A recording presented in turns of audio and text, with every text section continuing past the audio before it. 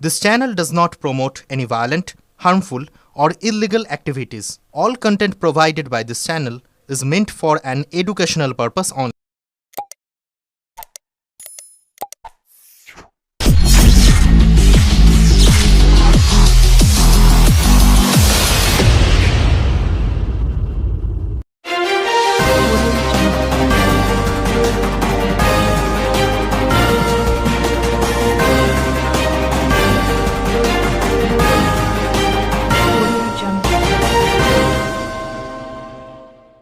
রচনার সঙ্গে দ্বন্দ্ব রটালো।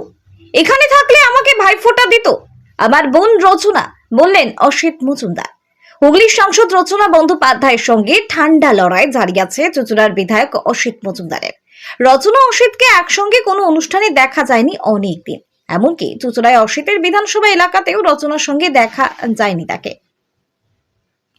সম্প্রতি দলের নবনিযুক্ত শহর সভাপতি শ্যামাপ্রসাদ মুখোপাধ্যায়কে পাশে নিয়ে বিজয় সম্মেলনের অনুষ্ঠানে রচনা ইঙ্গিত দিয়েছেন, ফোনের দিকে নজর দিলে ফোনের ফনা দিয়ে ছোবল মারবে। তৃণমূলের অন্দরের খবর, সংসদের জন্যই ফণী শহর সভাপতি হয়েছেন অসিতের লোককে সরিয়ে। ফণীর পাশে যে সাংসদ রয়েছে তাও সেদিন স্পষ্ট করেছে সাংসদ।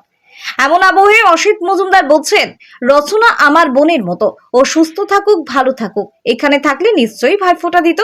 এক পরিবারে ভাই বোনের ঝগড়া অশান্তি হয়, আবার ঠিক হয়ে যায়, দাবি অসিতের। তবে যেখানে স্বার্থের সংঘাত সেখানে কি হবে সে প্রশ্ন থেকে যায়। ভাইফোঁটা দিন ঈশ্বরের কাছে দিদি মমতা বন্দ্যোপাধ্যায়ের জন্য আশীর্বাদ চাইলেন মুখ্যমন্ত্রী, যেন সুস্থ থাকেন, কখনো অসুস্থ বোধ না করেন, মানুষের জন্য কাজ করে যেতে পারেন। শুভেন্দু হাফ পাগল, এক বাপের বেটা হলে ভবানীপুরে দাঁড়াক, নন্দীগ্রামে চুরি করে জিতেছিল। বিরোধী দলনেতা শুভেন্দু অধিকারী বলেছেন, নন্দীগ্রামে হারিয়েছি, ভবানীপুরেও হারাবো।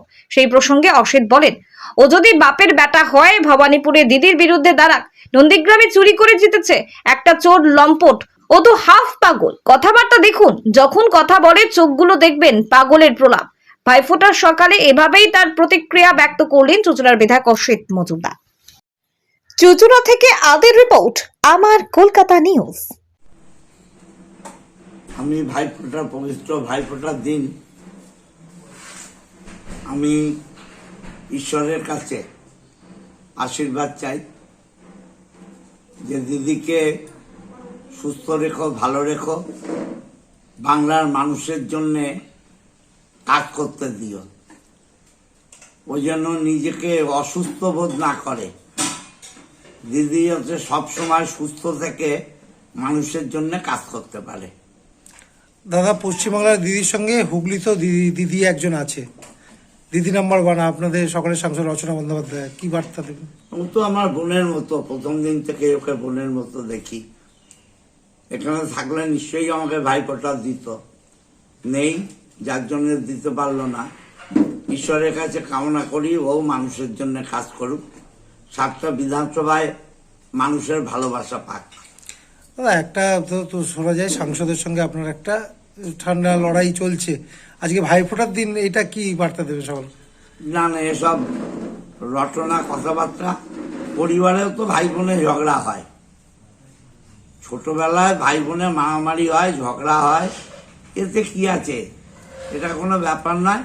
ও আমার নিজের বোনের মতো, ও ওর কাজ করবে, আমি আমার কাজ করব।